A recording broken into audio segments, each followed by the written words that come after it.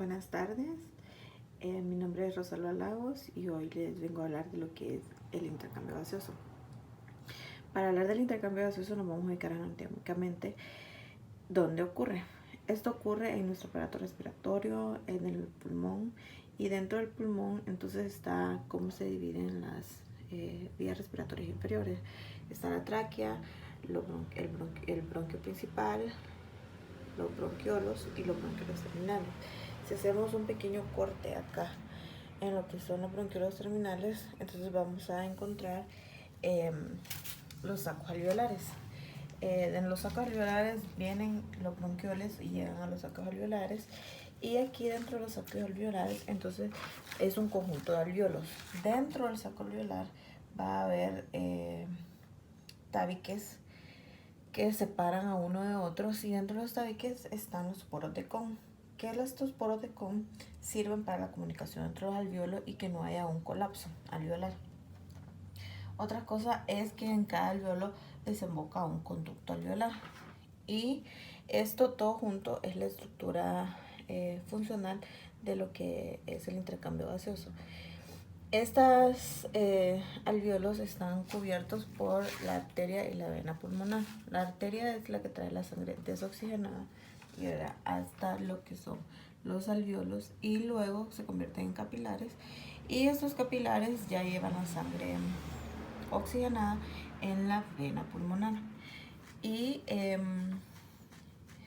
esto, si hacemos un corte todavía más pequeño y nos vamos dentro de lo que es el alveolo, entonces nos va a dar la membrana alveolo-capilar, que sería esta.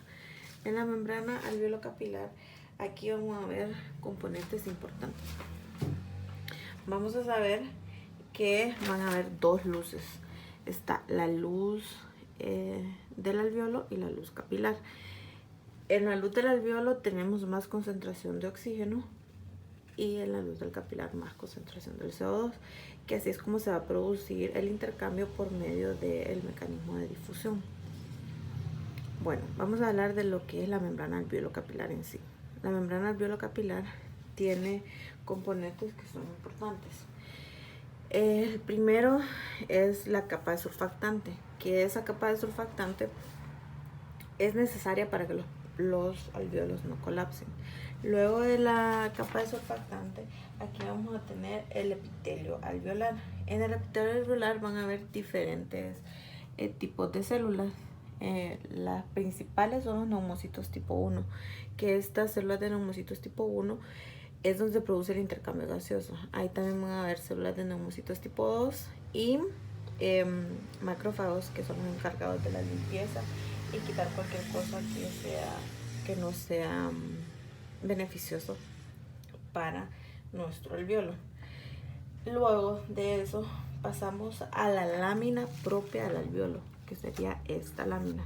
Esta sería la lámina propia del alveolo, y entre la lámina propia del alveolo y la lámina propia del capilar, entonces ahí hay un espacio intersticial. Es algo bien pequeño, algunos ni siquiera lo toman en cuenta, pero algunos sí lo toman, porque es lo que divide lo que es el alveolo del capilar. Luego tenemos la lámina propia del capilar, que esto sería esta que tenemos acá. De ahí tenemos el endotelio capilar, el plasma y el eritrocito, porque esas son todas las capas que tienen que pasar, tanto el CO2 para entrar a los alveolos, como el oxígeno para entrar al capilar, para entrar específicamente al eritrocito, ¿verdad? Entonces, tenemos factores que influyen. ¿Cuáles son los factores? El grosor que haya entre estas capas, el grosor, y la superficie. ¿Qué quiere decir eso? A menor grosor y mayor superficie, entonces va a ser mayor difusión.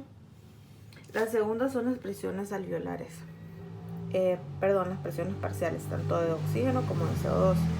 Entonces, sabemos que la presión parcial de oxígeno está aumentada en el alveolo y la presión parcial del CO2 en el capilar.